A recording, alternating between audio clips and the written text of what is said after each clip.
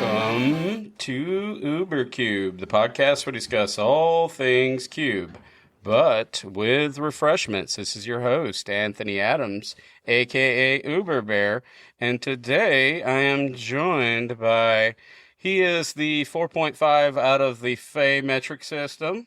Is that my official ranking? Yeah, you moved up a little bit. Okay, cool. All right, moving swiftly along. So, first thing I want to talk about, actually, give a shout out to our good friend Sam. Yesterday, as of the time of recording, Sam held his, I believe it's the inaugural 2025. It was his signature artist-proof cube event yesterday. What'd you guys do there? So, we drafted Sam's cube. It was only Sam's cube. So, we had it maybe around 11 a.m. until about 6 p.m. Is that the one that's featured at CubeCon 2025? It may be featured at CubeCon Sam 2025. single-sided shiny Exactly. cube. Yes. Yes. Sam single-sided shiny cube. Yeah, so another question. Sorry, so many questions. Was there a buy-in to get into this event? Yes, there was. What was that? It was a bottle of basically whatever your choice of bourbon or scotch would be. I took and I won a prize for a bottle of bourbon that was 57.13% by volume. So I got a prize, which was, I got a risk factor and a combustible gear hulk. Nice. Both signed, as in, for artist proof. The highest proof. For having the highest proof, bringing the highest proof. That's an interesting dynamic. I actually heard It somebody was. talk about that on a recent podcast. There was, I think it was somewhere up in Washington, they did a Cube event, and it was whoever drove the most miles. And I think Andy or Anthony I think it was Anthony that may have won that prize. Got the prize for that. Like Good. that. So you got the highest proof. I got the highest proof, and actually, Sam's brother-in-law came up from Charlotte, and he did win a prize for the longest journey. That's actually pretty sick. So he did give away. So there were prizes for, whatever. So, yeah, the event was super fun. Again, it was just Sam's Cube. We actually had 10 of us. So we did 4 rounds, cut to top 2. So I ended up playing, my record was 4-1. 4-1? 3-1. 3-1, maybe 3-1. 3-1 or 4-1. X and 1. X and 1. I think you can check the score. Here to dispute you right no, now. No, there's not. I went 15-0, basically. I went all the way. Yeah. But yeah, so I drafted a sort of Jess guy, but it was mostly blue, white, splashing a little red for Comet Stellar Pup, one of your favorite cards, Anthony. I know how much you love I know how much you love Comet. It's skill intensive. It's super skill intensive. You got to make sure those dice are balanced. Listen, if you'd have seen the number of 6s that I rolled yesterday, you would know the skill that is involved in playing that card optimally. But yeah, super fun deck. Very obviously a control deck. Super Friends deck. I had a bunch of Planeswalkers. I've got the deck in our Deck Boast channel on the Discord, as are all the other decks, including Samich, who was the ultimate winner of the event. We actually went to the final, Samich and I. He ended up winning. He beat me 3-2, and Inti literally went coast to coast on hot buttered toast in 2 games. It was absolutely, that card is amazing. It was nuts. It was just play it, swing, discard, swing, discard, swing, discard. I missed one Path to Exile. That was the one card that was a piece of removal that I really hoped to get back. I took a very powerful card instead of it. I kind of wish I'd have had that. It would have been very strong to have some removal in the deck, which I was very light on. But overall, it was a super fun event. Everybody had fun. I mean, we had drinks and he had snacks. Been planning this for a while. Baby. It was very, yeah. It was very intimate. It was very small. In case anybody's like, oh my gosh, I didn't get. It was our local friend who had us drive to, I don't know, an hour away. Been planning this forever. Yes. Had specialty glasses made for this event. He did, yes. Engraved glasses. Sam went all out. He did. Sam went all out. Yep. I was kind of a little jealous that I did not get to attend, but if I wanted to stay married and have my son continue to love me, it was my son Caden's 18th birthday. Congratulations, Caden. And what did I get him for his birthday? What did you get him? I got me a brand new truck. So well done. Give him my old well truck. done. Well done. So that sounds like an amazing event. It was fun. A bunch it was of fun. friends hanging out. And I made out like a bandit. So the way he did prize support, and to be honest, I think this is a great way of doing it. We cut to top 2. So Chris and I played the best of 5. So we were the first 2 people that were going to choose the prizes. And basically the prize support was a stack of artist proofs. Chris got the first choice. I got the second choice. Whoever came in third, which was actually our good friend Bill, he got third choice, and so on and so forth. And it just got passed around the table. And so, for those going to KubeCon 2025, our friend Thoroughly Sam, recommend this cube. It's an insane is cube. insane, Yeah. and it is all just foiled out artist proofs. That is what Sam is into. I can't believe he got gorgeous. How does he have all these to give away? I mean, just he gave me a Felia Exuberant Shepherd. That was the prize. I think Samich got a foil full art artist proof signed Voltborn Tyrant. That's what he chose as his first, which is just insane. So I got a full art foil Felia signed, and I also picked up a foil signed Yehennies, Dark Petition, and then a Blighted Woodland, and then a Risk Factor and a Combustible Gearhulk. The last two there were my prize for bringing the 57.13% bourbon. But yeah, again, I want to just take a moment. Huge shout out to Sam. It was just a beautifully run event, even though it was obviously a small and intimate and an event that he ran for his close friends. But he went all out. He put on really nice food, and it was really well done. So to Sam, thank you. I really hope you do it again next year. I'll be happy to drive out to it. And this is something that the listeners can take away. I know that there's a lot of like homegrown events popping up, and they're larger scale, 32, 64, 128, all these numbers. But ultimately, get you some good pit barbecue. Get you a nice smoker. All you need ideally is 8. Get 8. If you can get 8 people, absolutely. Make a little bit more glam and glitz out of it. Just have a little fun with it. Maybe a little dress code. Maybe get a little fancy. Oh, well, okay. You could kind of. I saw you had your little duck shirt on. And I'm going to call out most people in our group. You know who you are. I took that very seriously. So yes, I showed up. Hawaiian shirts was kind of mentioned a little while ago as a theme, as a dress code for the event. So I show up. I've got my beautiful pink and yellow rubber ducky Hawaiian shirt. Gorgeous. I loved it. And I was very proud of it. Well, not enough of the people who played yesterday got the memo, and there was way too many. Like, put your death metal shirts away for 5 minutes, put on a decent shirt, and come out to an event and look a little snazzy. Okay, that's all I'm saying. So anyways, that's not what we're here to talk about. What we're going to do before we break into this is we're going to have our drinks. And Stu has handed me a really weird one. I mean, like, so weird that I put down the Truly that I'm actually drinking. I know. I'm trying to get rid of some of those LBs. I'm not going to lie. I did some push-ups today. Well done. I did 2, maybe 3. Could you tell us what we're going to have to eradicate my push-ups? Yeah, I'm excited for this one. This is from Sugar Creek Brewing Company. This is the High Creek. It is their Fruit Punch Sour Ale. And I'm not going to lie to you. I've seen this in the store multiple times. Was you afraid I thought of it was high C. Was you afraid of it? No, I thought it was like the Mountain Dew, like malt liquor stuff you can get. And I'm like, no, thank you. It's a little bit too nice, I think, for that. So I'm hoping. We're going to try this out. All right, crack it. Oh, listen to that. Oh, that's absolutely delicious. It's kind of elegant, actually. It's a little different. It is. It doesn't taste like high C, which is not good.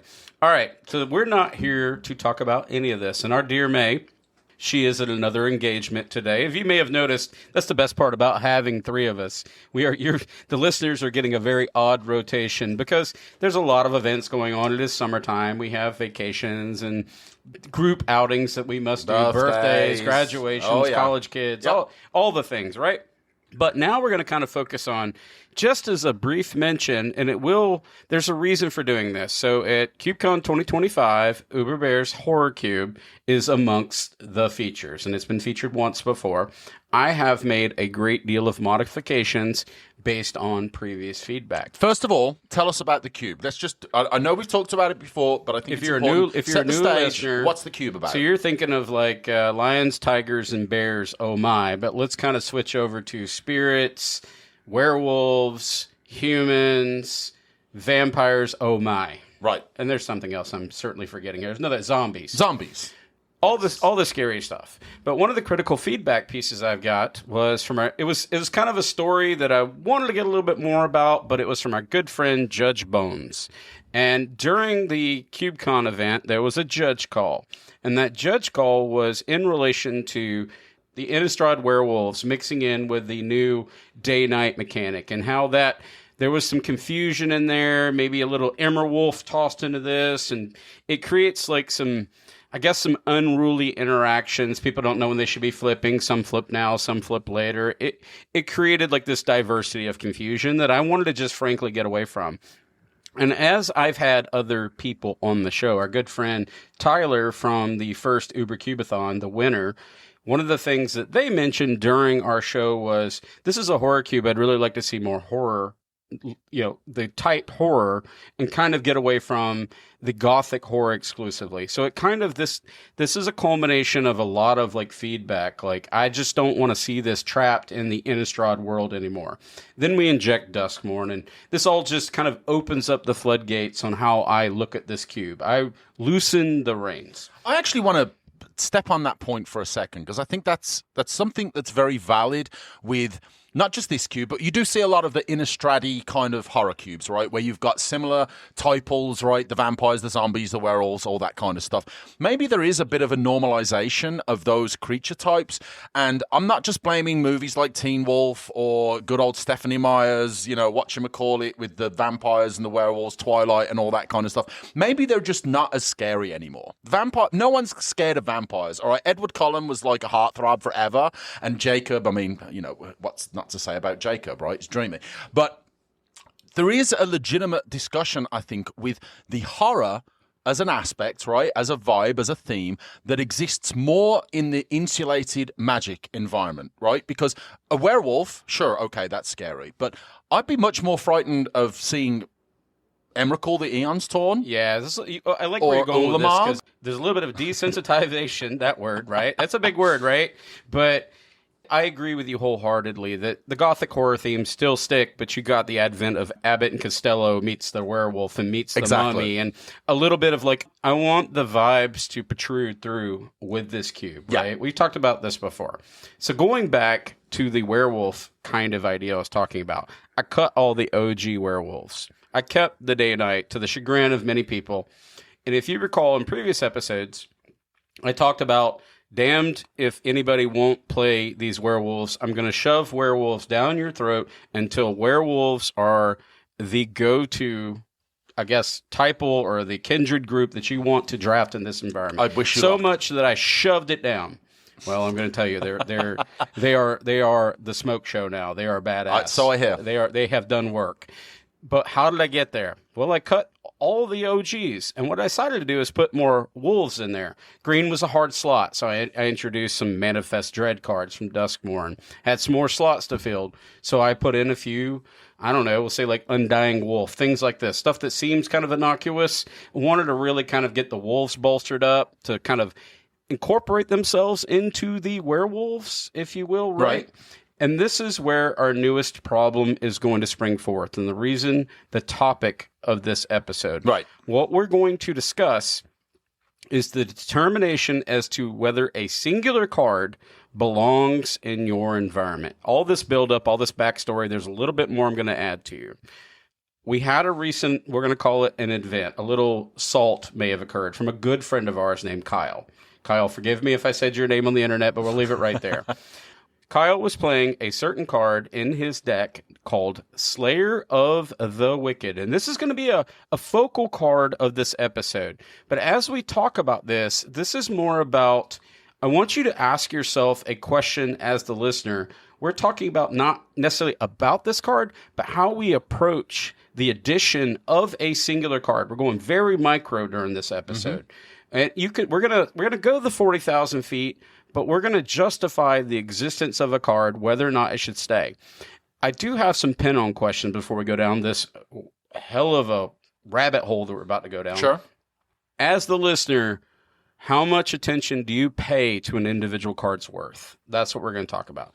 Are you on the side of the fence that analyzes every aspect, every touch point, everywhere that this might cross-pollinate? Or are you a person that just says, oh, this card's neat, I'm going to put it in? And I mean, these are two different camps, right? And neither one of them are right or wrong. I want to be really clear about this. But I am a person who analyzes the heck out of these, especially to be true, whenever I put these in large-scale events like CubeCon or Ubercubathon or any of the above, any of the ilk, I want to make sure that these things are on point. I think you have to. A card matters. I think you are...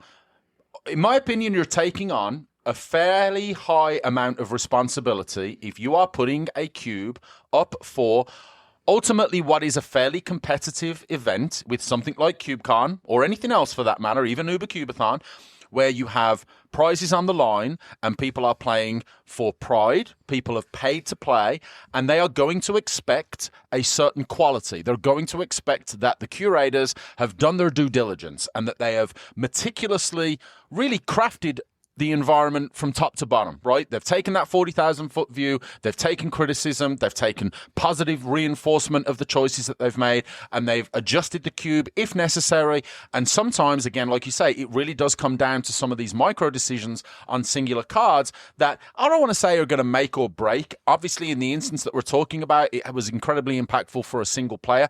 I'll be honest, I would almost take a step back and say, okay, we're looking at it right now because it was feedback from a single player. Obviously, we don't want, as Anthony mentioned, we don't want it to just be about this card, right? The episode is not about Slayer of the Wicked. It's about that focal point, right? But the decision-making process is still going to be impacted by the feedback that you get from your players, as well as the metrics that you gather from, analyzing your cube. So I think it's important for us to understand that you're going to have those math and very data-driven decision points to be able to make your decisions from, but you also do have to take into consideration the feedback from the players, right? I think at a certain point you do, although trust the numbers. The math never lies. That's what I'm going to say, because I know how you can't get enough iterations ever to actually find out if a card is good enough. A lot of this is vibe driven. A lot of this is experience driven. A lot of this is gut driven. That's how it's going to play. So Slayer the Wicked, I'm going to read this card, then I'll set the whole tonal stage here. Slayer the Wicked for 3 colorless and 1 white, 1 plains, creature, human soldier for a 3/2. When Slayer the Wicked enters the battlefield, you may destroy target vampire, werewolf, or zombie. And then it's got, you don't want to see his trophy room. I'd like to see his trophy room. I kind of would be interested. I would like to see that. that. Would be a little gory. Mm-hmm. So here's how it played out. Again, backstory, talked about this, CubeCon, werewolf conflict. So I cut the werewolf. So I decreased the volume of werewolves in the cube. Right. In general. Replaced with wolves. In comes the story. So now Kyle is playing this card, Slayer the Wicked, in his deck. He is not finding that it is fulfilling the promise that's set on the card, which is destroy target vampire, werewolf, or zombie. This is all matchup dependent. I understand that. But as I've kind of evolved this cube from less gothic horror vibe, right? It calls into question, are there viable targets for a card like this to exist any longer in this environment? So I took it, went home, ruminated on it, boiled a little bit, and then started working the numbers and the math. And we're going to kind of go over that on the approach. I want to find out, because I want to put this into real clarity. Kyle is an exceptional Magic player. Yes. I guess I should have really had that. So Kyle's feedback matters a great deal to me. If Kyle says this card feels bad, it's kind of like it's our equivalent of our little, local pro-ish player, right, playing. Right. Kyle went to the top 8 Ubercubathon against very good players. Yes. So when someone like that says that they're a better Magic player than me, it really, it gets you get your quills up. That's what we do. Sure. Everybody gets defensive. This is my environment. How dare thee? Thou shall not pass. But I'm way past that now. Now I'm going to just run these numbers and find out whether or not Kyle is right or not. I did not respond, left, ruminated, ran math as I do, and just started blasting our little Raleigh group. And then all the feedback came from a Raleigh group. We got numbers galore. And then somewhere in the middle of this conversation that I'm going to talk about, I go, oh my God, I wish I was talking about this in the Ubercube General at this point. I didn't know what kind of words were going to come out of it. I didn't know how much feelings were going to emerge in this conversation. But as we started working the math, and we're going to talk about that here in a second, Kyle started kind of shifting, understanding the logic of it, if that makes sense. I think the first point I should make is how you react to this when someone makes a statement about a singular card or even a couple of cards. We can go this far and just say, you Kyle say this. did not say this, but say, this card sucks. No. That's not what Kyle said. No. He was questioning its legitimacy as Which far is as the fair. But how do you respond? The same way I do in a lot of professional environments? I don't know. Let me look into that, and I'll get back to you. I'll get back to you. Yeah, I'm gonna just add it to the I'm going list. to run the numbers. Let me get back to you. But it did really, it kind of put a brainworm in my head. I wanted to know, does this card make sense, right? It's targeting werewolves, vampires, and zombies. I know that I have done a shift in this cube But it's interesting when you're making these changes, and I made a dynamic change to the cube, and it's been kind of over, we'll say, the past 6 months. Something like Slayer of the Wicked easily goes unnoticed. It's not, I wasn't even looking at the white section. It wasn't even relevant to me. I'm mostly in the Grixis section, if you think about it, right? Maybe a little touch into actually a little bit more. White was the exclusion point. What I'm trying to say. there's plenty of vampires in white, right? So I think that should make it but it made relevant. it so that I'm only like horse blinders, the Clydesdales, clippity-clopping, and I'm only looking at the viable targets, not thinking about all the things that it shifted when I changed that dynamic of less werewolves, more wolves. Because let's maybe this is not the place for it, but anyway, I would make the statement, first of all, not all werewolves are wolves. This was where the confusion but all came in. wolves are werewolves. Are werewolves. And this is where... So if this said wolf, we're gonna have you could make that argument that it should hit anything. Part of the NACL that occurred here is when Slayer of the Wicked, on the final match against our good friend Thomas, who was beating face with his Gruul werewolves wolves mixture, was coming down the table like fire. I mean, I was a little proud of that. A proud daddy moment. I'm watching these wolves just maul people. Run the table. Kyle went to respond with Slayer of the Wicked. It already kind of failed him a few times, but now he's going against Thomas. He targets a creature, which I do not recall, but for the sake of the listeners, he targeted a wolf. And yeah, maybe I got that backwards. So all werewolves are wolves, but not all wolves are werewolves. Yeah, it's exactly. That's how I should have stated that. But unbeknownst to Kyle, he's playing against something that's declaration is a werewolf deck. You're in a horror cube. I'm going to target that. That's the big threat. I can't recall what that threat was. It was some giant wolf that was beating him to death. And oh, well, I just revealed all of my information. I have Slayer of the Wicked. This is not a viable target. We're in a cool cube. This is a zero-sum game. Sure. Pick it back up. But now Kyle's frustrated. Because now Understandably. he's shown that he has this card that is of worth, or could be. Could be very powerful. And then the werewolves proceed to win. Mostly wolves, to be honest with you. Right. And this was kind of that interesting dynamic that played out. We've got tension. We've got, oh man, Anthony, did I mess up in my head, right? Like, do I even have targets for this? What do I do? And this is where we're applying this to your cubes as the listener. It's got, again, we're talking a lot about wolves and werewolves and spirits and all this nonsense, but you could do this with anything. Absolutely. What is your target? So I want to put in a little tiny, side note. We kind of talked about this. In my artifact cube, I don't run go for the throat. That would be an example of such because it says you can't destroy an artifact. Non-black, non-artifact, I believe it is. We'll go with something like that. I think it's non-artifact, but it doesn't matter. Non-artifact? Either way. If it's non-black, it's even worse, but I definitely is just non-artifact. But my point is I choose not to put a card like that in my environment because targets would be a lot less viable. As in, I'm running 60% artifacts just in the colorless section, and then I'm migrating over to other colors. It turns a card like that off and makes it non-functional. I just wanted to kind of give a one-for-one apples to apples kind of approach when you're thinking about like this. When we're talking about Slayer of the Wicked, is kind of in that same vein, and I want to know how many targets does this thing actually eliminate in the cube? So you've broken this down. It's in the show notes. We did some math. So you did the math, and you looked at specifically the 3 creature types, right? Zombie, vampire, werewolf. The first question I'm going to ask, because this can be important at a micro level, is did you compare these lists to see if there were any that shared 2 types? I did not, but the overlap may have occurred. But I kind of want to run this through. Let's run through the process. And there was a little bit of a mess up here. So as I'm in the Raleigh chat group that we have. So the numbers are as follows. 27 out of 360 were labeled as zombie, 33 out of 360 as vampire, and 14 of 360 for werewolf. So the werewolf's definitely on the low side.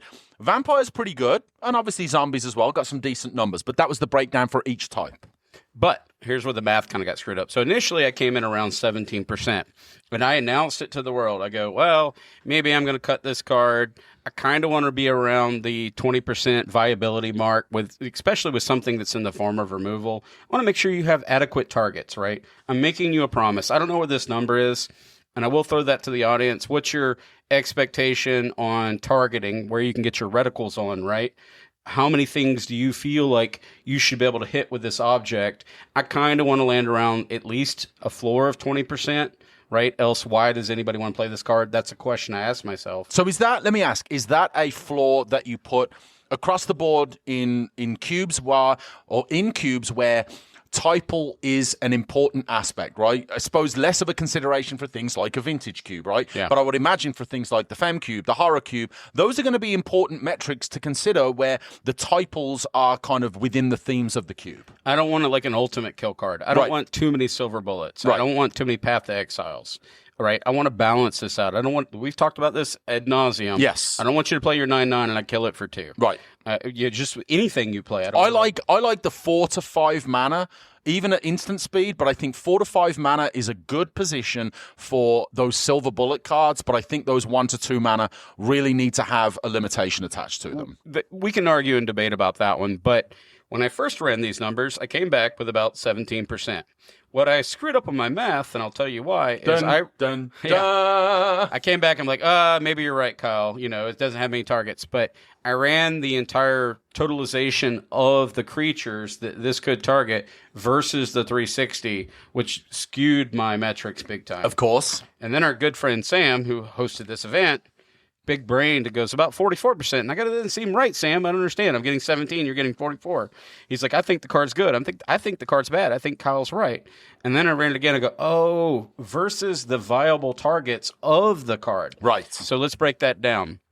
I want Slayer the Wicked to race it against everything that it could hit in the cube, not versus the lands, not versus the artifacts and the enchantments. And that's where I screwed up. So that's the math. And it's not, this is simple. This is middle school math, but I'm offering that to the audience.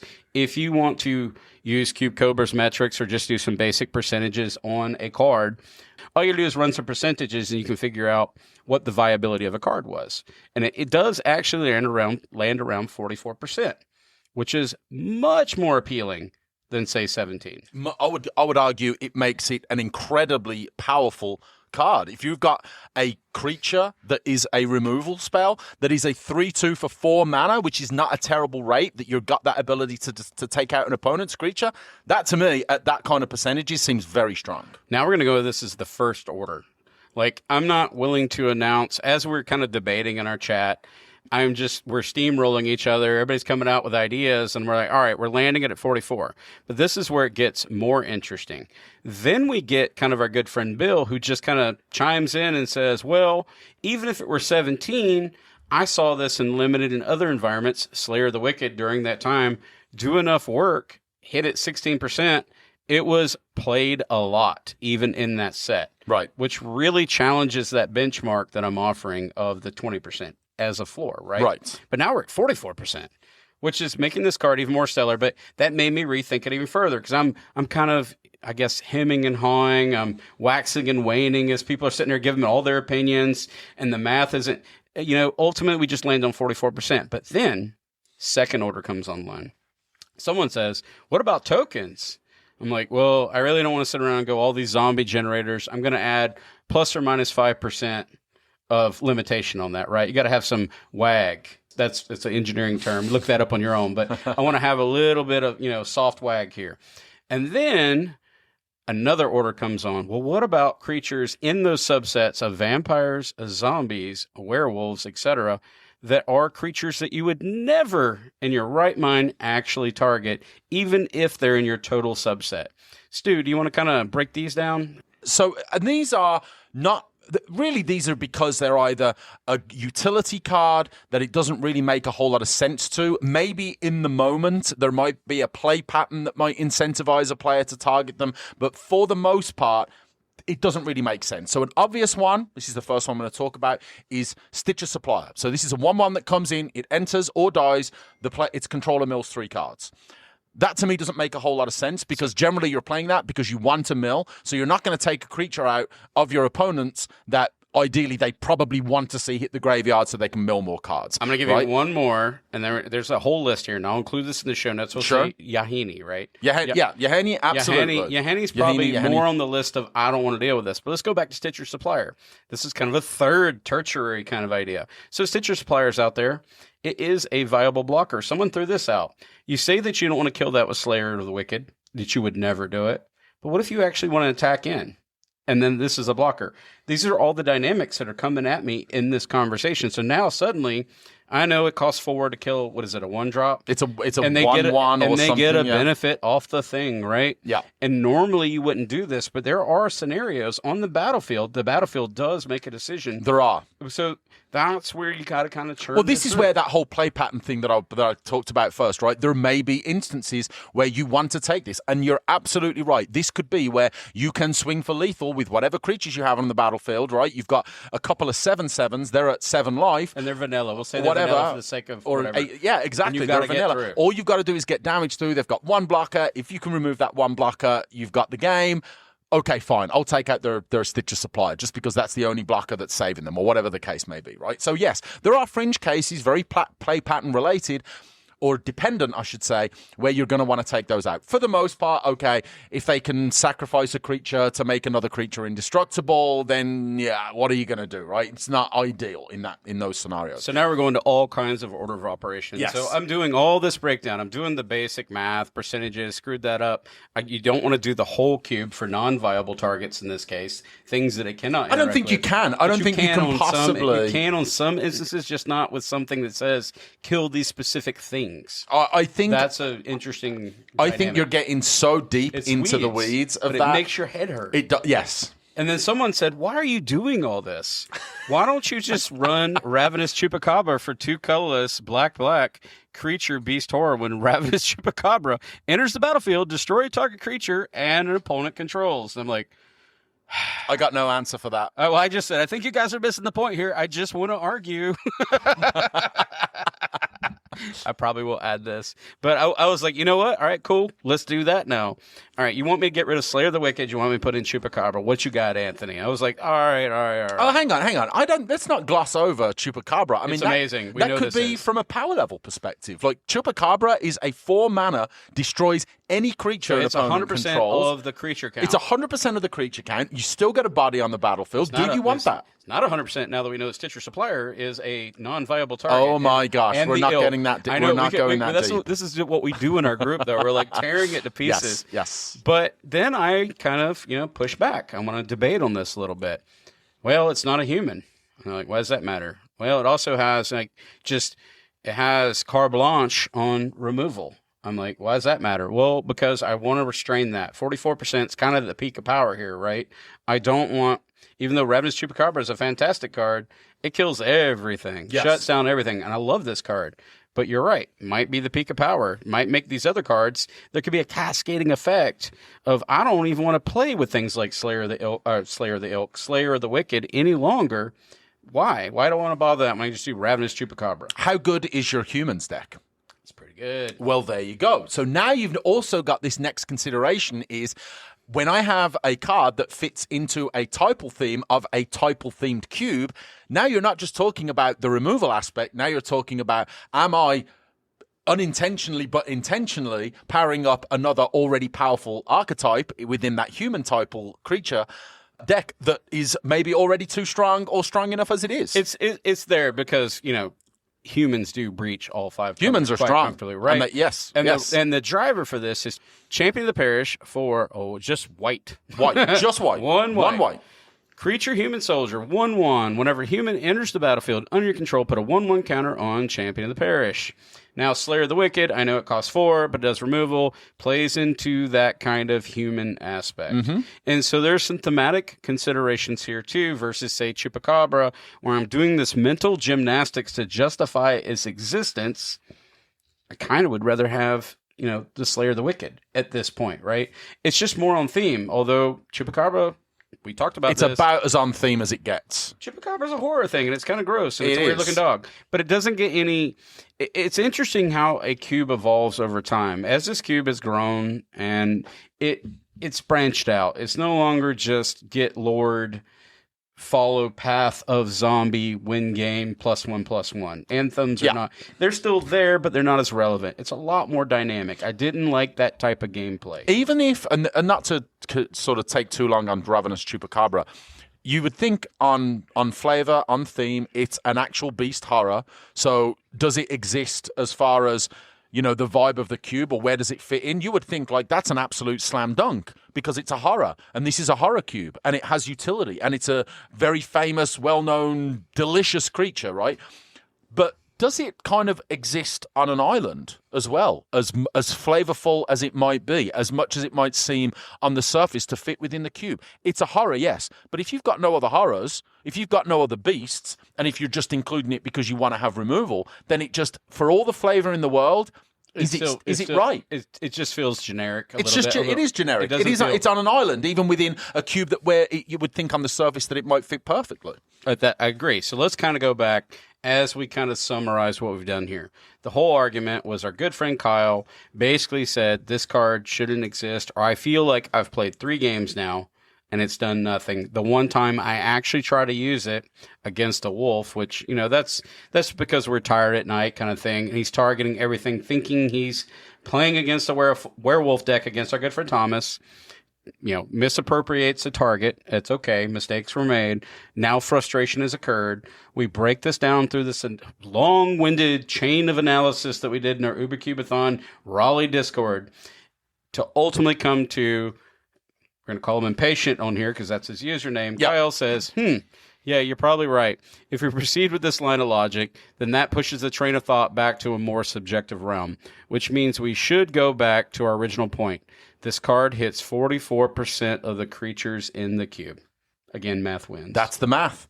And, right, we don't really talk too much about Commander, okay? But I'm going to bring this point up because I think sometimes it's just the relevance of a discussion is completely independent of the format. We played Commander a week or so ago. You remember that? Yeah. It was a fun experience. I got up and left. Not for you. We played a game, and I set my own personal record, okay? I kept a hand. It was a 7-card hand. Oh, you did. And I had 2 lands. It was miserable. And I drew 11 cards in a row without drawing a land. I didn't even attack you. You were going to get, like, the mercy roll. Oh, yeah, absolutely. But you know what? Sometimes happens. Crap happens. Shit happens. It does. And it sucks. And you get a bad experience a few times. And you're, in my opinion, and I'm not calling anyone out in particular here, Kyle has had a bad experience with this one card. And sometimes it just happens that you have this one card that doesn't fulfill the role that you wanted it to. Okay? He was playing it against a werewolf deck. In my opinion, if the player that he's playing against after the first game, if it's not hitting werewolves, I'm probably taken out. I'm probably sideboarding. We discussed that right? post. So there is those options, right? Unless there's other vampires or zombies in the deck, and you think, okay, I'm going to keep it in because I've got a fraction. I want to stop you there, though. The assumption is based on the Innistrad world that the density would be critical at all points. I understand that misstep too. You call this a sideboard card, but when you're playing something that says, hey, I've got a lot of werewolves, I got a lot of zombies, I've got a lot of, you see where I'm going with this. Vampire. Oh, I'm not saying it's a sideboard card. It's borderline a promise that this card makes on the nose, on the tin. However, in this particular case, I have changed or evolved the environment to become less of that, back to the top of the point, whether or not this card has its worth. For sure. His feelings were, in the moment, but he's in the tank during that time. He is a strong player. He is deciding whether or not he keeps changing opponents and they keep bringing out threats that are relevant, that do meet the requirements of that card, just not sticking. Then that one happenstance of a miss, and now you're frustrated, right? Yes. I understand that dynamic. I think the important thing is, again, the math rarely lies. If you are applying a 20% rule or a 30% rule or whatever kind of rule that you want to apply as far as where you want these numbers to look, as far as what number of creatures something can hit or how many enchantments that you have in your cube, ultimately, the percentages are important because the math doesn't lie from a what does it hit in my cube. But the math doesn't tell you the play patterns. It doesn't tell you about the expected relevance of a card. You can insert a little bit. You can insert some human condition in that. Absolutely, I think you have to. So I'm encouraging the listeners, if you can do this for your cube, run it through the basic math. And the way that I did this in this scenario was this target versus these creatures. Originally, the way I did it is this target versus the entire cube. That was a mistake. They're not viable targets. Then the way that you would take it is, okay, in what scenarios would I choose to use this, A card versus this B scenario? And that could get questionable, but it's okay. You can kind of run yourself. You can do a little bit of gold fishing here and go, well, back to the Stitcher supplier. There's not many times where I would want to use this 4-drop to kill that 1-drop. And so I remove that or omit that from the percentages and then see where you lie. Use a little bit of logic there. It didn't have to be dry math. But once we did that, the talk out from the math perspective kind of healed a lot more wounds than, well, I just think this card is really great. And then, I think this card sucks. So you're not going to go anywhere with that deliberation. Math will be your friend here. It will. Let's take it a step further, okay? I know that the numbers are important, all right? Because you're talking about the number of creatures in the cube, right? So you went from the 360, which is obviously, and I would agree that was an important distinction to make. I am offering this too, though, before you go down this path. The percentages can be deceiving because you have to look at mass quantity versus. You do. Is that the path you're about to go down? No. You also have to look at the decks. Yeah, you can't say 36% of nothing. I don't care. No. The total package. Of course, right? So you're looking at 44% of the cube, right? So what does that mean as far as the I'm decks? looking at 44% of viable targets. Of viable targets. 17% of the cube. Right. That's where this gets wacky. Well, yeah, I'm sorry. I will clarify. Matter to this 44% of the creatures in the cube. Let's specify that. Yeah. But where does that represent the decks that are in the cube? See, that's a whole nother layer. But it's a critical layer, in my opinion, because if there's not enough good wolf targets, it says werewolf. You already said, well, I took a bunch of werewolves out and I added wolves. So now you've taken it's almost 2/3. Now you've taken 33% of that card and said goodbye. You're not particularly relevant anymore. It's not really 33% for doing that math. But it's not. But now I'm going to work that math because I see what you're doing here. Right. So now think about, okay, if I've taken a bunch of werewolves out and it's not as impactful. Now we've got vampires and zombies. How many vampires and zombie decks do you expect to see in a draft? 2? Yeah. Maybe 3? Are we going back to Chupacabra? Let's say you've got 8. No, let's say you've got 8 players. Yeah. And now, of those 8 players, 3 of them have maybe got vampires or zombies. Yeah. Right? Yeah. It's not just about the creatures in the cube. Now it's about the decks that you are realistically going to play against. And let's say you want to keep it as a human-themed removal for these creature types. Now you've got to think, okay, I'm playing the humans deck, but I'm also playing humans with vampires, or I'm playing humans with zombies. Now I'm cutting those out of other decks, right? Even the wolves. I could be playing a human and wolves deck. I see what you're doing here. And you were on vacation when we were all doing this, and now you're like, oh my God, this is what we went down a wormhole. This is where my brain goes, right? Because I'm thinking it's had not you just been there about 2 weeks ago. We were doing this, and we already did this, and we didn't go down that path. But that's my point: is that you can literally mind twist yourself with all the reasoning that you want to add here. But you're right now. Now I'm looking at this. I hate you so much. I'm looking at this now. Oh my God, it only hits. We just lost 33% of the objectivity of this card. You're an idiot. I hate you. Thank you. I hate you. Because I just literally argued that I should keep this in. But I'm still keeping it. I think you should Bill said keep it in. 16% was good enough. I agree. I still think the numbers, if you just look at it as vampires and zombies, and the few werewolves that might be left, might just make it enough. Might. But I'll be honest. If I'm drafting a humans deck and I have a card like this that allows me to kill some amount of vampires, a few of the werewolves in that deck, and a few of the zombies, I'm looking at this as a card that I may or may not want to put in my deck. And honestly, in an ideal world, it's probably going to be a sideboard card because because it only has value against those. It's great against those decks. If you're not playing against a vampire or zombie... Oh, here's the big reveal that I totally forgot. Okay. This does matter. This is going to screw everything up. Oh, no. Whenever he said, this is my first time playing your cube, I'm super excited to play it. Okay, he had no bias in this. No recency bias in this environment. To even know that this wasn't Innistrad exclusive. Okay. So... Was that an expectation? Is that an expectation of Horror Cube... play of people when you step up to an event or somewhere and say, if I take this cube on. Yeah, but are they expecting that? Are they expecting Innistrad? Are they expecting it to be mostly werewolves? Question mark. I have no idea. I'm just trying to do the basic math function that I can do to see, is this card viable? I don't know. This promotes my banner thing. You've got to have a banner that you take to CubeCon or any event, and you've got to have a description of the cube. And maybe in something like this, you say, I have this card in my cube, okay? It's going to state that it kills these 3 creature types. As this is not an Innistrad-focused horror cube, don't get too excited about the werewolves. It's more wolves. But just put that sentence on your banner. If everybody else's brain is bleeding like mine, that was the problem with this conversation of such a simple card. It just says, I do these 3 things, do it. And then all these dynamics kind of unfold right in front of us. So I kind of want to move over to the final thoughts. So I have some questions for the listeners. We went down this rabbit hole. We and Stu, just got into the party a few minutes ago. And I had all these big brain thoughts, like, why aren't we doing this? All right.